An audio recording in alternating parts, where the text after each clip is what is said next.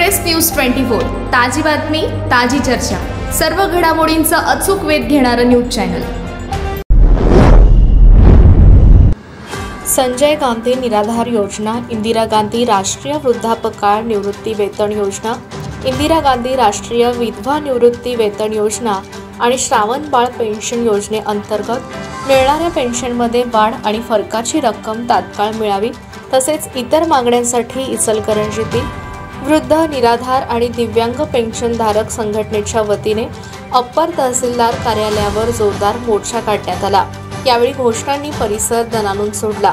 पेन्शनधारकांना सध्या दरमहा 1500 रुपये मिळतात, मात्र अल्प रकमेवर दवाखाना आणि इतर खर्च भागवणे कठीण जात आहे। शिवाय पेन्शन वेळेवर मिळत नाही, कधी 2 महिन्यांनी तर कधी 3 महिन्यांनी पेन्शन मिळते। इंदिरा गांधी वृद्धापकाळ योजनेतील लाभार्थ्यांना गेल्या 2 वर्षांपासून केंद्र सरकारकडून मिळणारा 200 रुपयांचा फरकही मिळालेला नाही।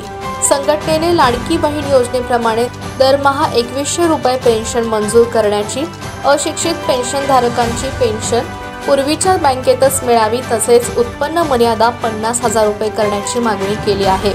सध्या उत्पन्न मर्यादा 22,000 रुपये असल्यानं कुटुंब चालवणे कठीण असल्याचं सांगण्यात आलंय। मोर्चाची सुरुवात लक्ष्मी मार्केटमधील लाल बावटा युनियनच्या कार्यालयापासून झाली। मागण्यांचे निवेदन अप्पर तहसीलदार कार्यालयातील अधिकारी चंद्रकांत कालगे यांना देण्यात आलं। या मोर्चात भरमा कांबळे, सदा मलाबादे, उषा माळी, धनाजी जाधव, दादासो कांबळे, संतोष तेलवे, विलास पाटील, वनिता पाटील यांच्यासह अनेक पेन्शनधारक सहभागी झाले होते।